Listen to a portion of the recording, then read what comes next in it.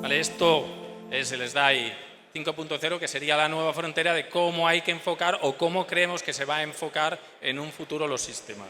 Venga, bueno, el contenido, nada que decir. Bueno, en primer lugar, hablamos de que estamos rodeados de tecnología de información en cada una de las cosas que nos rodean en nuestra actividad diaria. Todos los aspectos que tocan nuestra vida diaria hay tecnología nueva. Y muchos se plantean si la tecnología nos deshumaniza, si la tecnología es más un perjuicio que un beneficio en muchas de las cosas que nos encontramos. Yo encuentro con mis hijos que están conectados constantemente y a veces me lo pregunto si realmente la tecnología nos está haciendo un beneficio o no. El análisis que yo hago, la conclusión a la que yo llego es que todo lo contrario.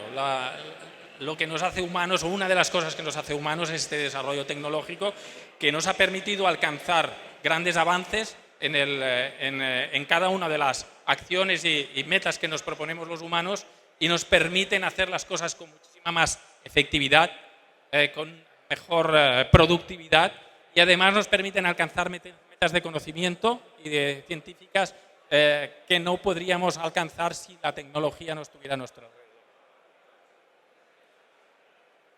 En relación a la transformación industrial, ya hemos circulado estamos en lo que se dice la cuarta revolución industrial, lo que es la 4.0. Hemos pasado por la primera revolución industrial. La primera revolución industrial, alrededor del siglo XIX, pues tuvimos lo que fueron la incorporación de la máquina de vapor, las industrias. Esto nos provocó un gran cambio en la sociedad.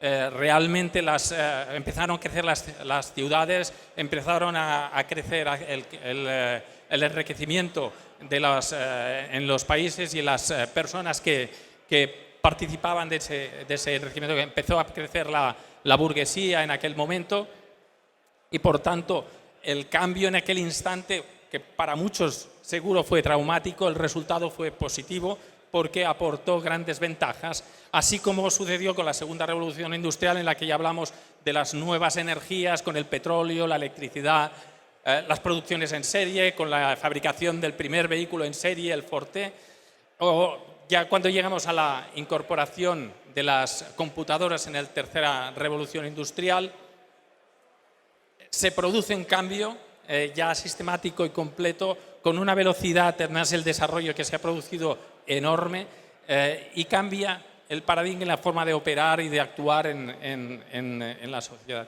Finalmente, llega la revolución industrial. Esto se ha producido muy recientemente y nos aporta una gran cantidad de elementos y ha provocado un cambio tecnológico. Estamos inmersos en esa revolución, un gran cambio en el uso de las herramientas, en el conocimiento de las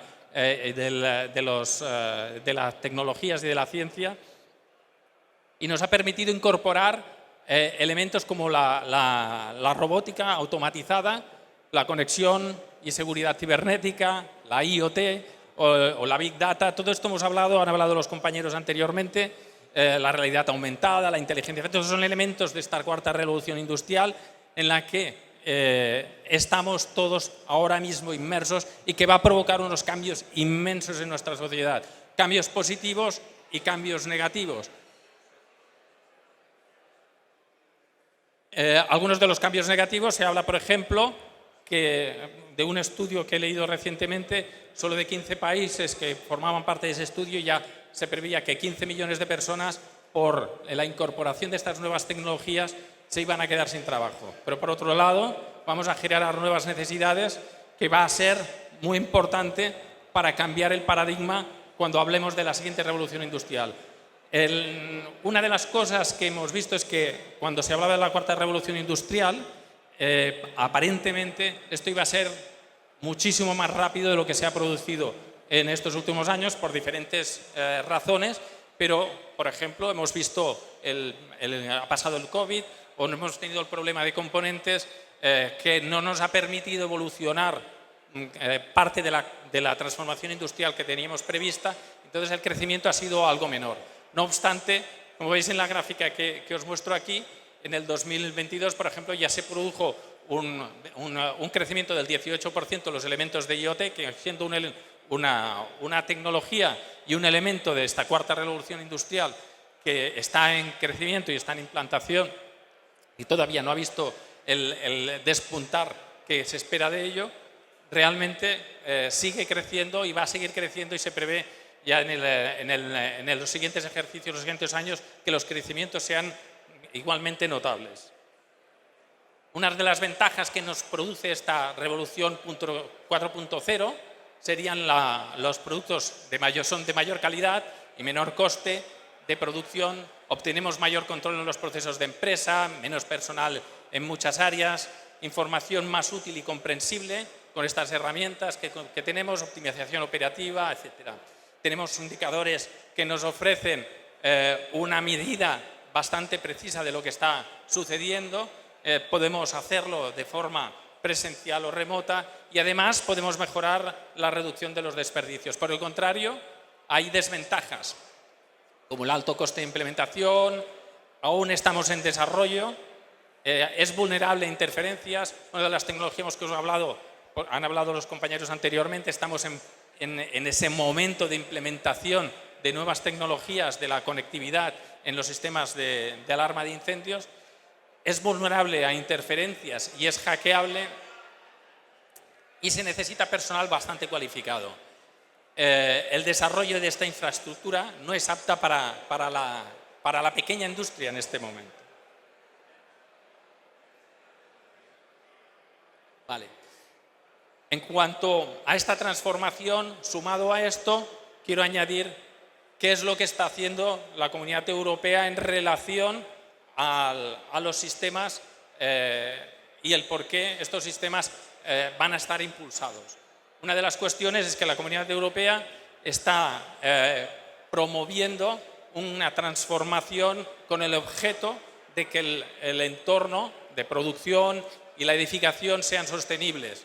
Existe el Green Deal, ese tratado que existe verde para la Comunidad Europea, que engloba muchos elementos, que describe acciones para lograr que una transformación se produzca entre el 2030 y 2050, pero que mitigue el cambio climático, que haya un crecimiento de los efectos nocivos y en las estrategias relacionadas como adopción para el cambio climático. Promueve la investigación, la innovación y la formación con el objeto de que nuestros edificios, nuestras construcciones sean más sostenibles, que nuestra producción, nuestro impacto en la sociedad no tenga el efecto que está teniendo hoy en día y que se consiga un efecto neutral en el desarrollo de la actividad humana. En ello incluye la CPR. La CPR es el reglamento que promueve la regulación para la construcción, para los equipos de producción. Entre ellos están los productos que vendemos los fabricantes que estamos aquí y en ellos va a producirse un gran cambio porque esta regulación va a contener elementos orientados a cada uno de estos elementos que vemos en este cuadro que os he puesto, que es el ser sostenibles, el reducir la contaminación y en el reaprovechamiento de los productos y de los sistemas. Este es el círculo mágico de economía circular que pretende implantar esta nueva revolución, promoviendo que esos productos tengan una vida, sea como equipos de detección, centrales o como otro uso, pero tengan un camino de reciclado y de reaprovechamiento para el que el consumo energético sea el mínimo.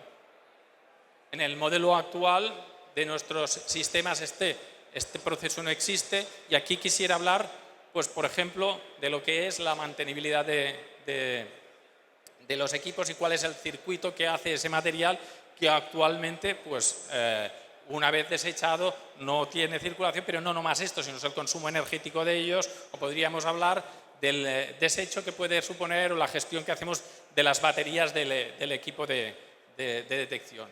En cuanto a este modelo clásico, actualmente La finalidad de los equipos de protección es la de proteger a las personas que hay en uso del edificio. Algunas de las regulaciones contemplan como alcance la protección de bienes, otras recogen información sobre el comportamiento del sistema para el uso local, otras usualmente son entendidos y reconocidos solo por personal especializado, y además se exige un mantenimiento y comprobación para el que es difícil verificar que se han hecho esas tareas. En una aproximación al modelo industrial de la 4.0 podemos incluir lo que ya hablamos como la integración con el BMS, el Building Management System, en el que ya existe mayor flujo de datos, hay una inteligencia relativa, un uso de matrices de causa-efecto, hay todavía un uso limitado de datos y al sistema se le exige integridad y compatibilidad. En este modelo todavía no estamos haciendo un uso masivo de la información en beneficio de la reducción de costes y del reaprovechamiento y del aumento de la vida de los sistemas. Así, por ejemplo, tenemos hoy en día con este 4.0 información compartida en la nube, y la mayor parte de los sistemas que hemos visto hablan de esto. Bajos costes de mantenimiento en el sistema nos ofrecen porque los conectamos en la nube. Casi todos los sistemas o casi todos los fabricantes ya ofrecen soluciones equivalentes, parecidas, que hacen más o menos las mismas tareas. Detalle del estado de los componentes históricos todavía son limitados. La integración del sistema y de servicio de datos lo podemos proveer a partir de una plataforma datos a una empresa de servicios externa. Disponemos todavía de información discreta, es decir, no es analizada, no es inteligente todavía y, por tanto, no nos permite establecer acciones que nos permitan, por ejemplo, alargar la vida de los elementos que están en la instalación, de las baterías, de los detectores, o actuar cuando es preciso. Además, podemos hacer un soporte remoto especializado. Podemos ver qué es lo que está pasando en la central, aún sin tener esta información, y sí que ya nos permite reducir un poco la huella de carbón. Nos permite reducirlo porque podemos hacer un soporte de forma remota al sistema, podemos averiguar o estar preparados para el momento en que nos desplacemos a la instalación, llevar la información y el equipamiento necesario para resolver el problema que tenemos. Por tanto, el consumo energético que va a ser necesario para hacer ese mantenimiento seguramente será menor. Entrados en lo que sería el sistema de detección y alarma 5.0, el paradigma cambia un poco. Lo que vamos a hacer es enviar información masiva al sistema, que sí va a tener un análisis inteligente.